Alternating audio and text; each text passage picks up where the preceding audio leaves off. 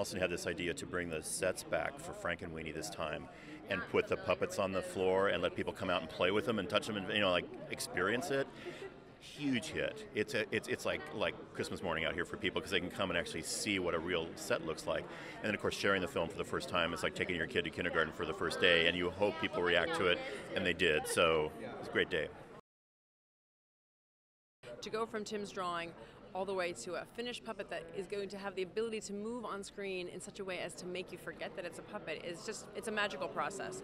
And because that process is so amazing, we really wanted to showcase it for people, because I do think when you watch the movie, you forget. People just think that they're real or they're computer generated or something, and when you come and see that they're actually this big, or Sparky's only that big, and that you're reacting to him as if he's really alive, I think that's the magic that you want to share with the people and to show, and especially here at Comic-Con, which is so full of both fans and artists in their own right, and just people who really appreciate the craftsmanship as well as the subject and the finished product. It's been nice to see their reaction.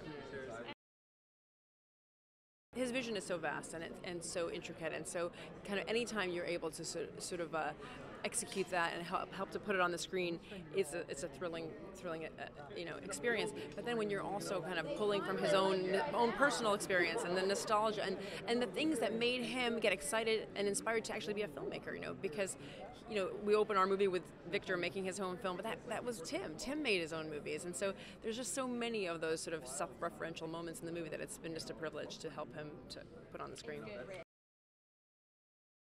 It does. I think it's a treat for the audience because we go to the movies not to see a technique necessarily, but be surprised and delighted by what we see. So to go in and see not only a black and white movie, but in 3D and with puppets and with Tim and all the great craftsmen that work along with him is really great.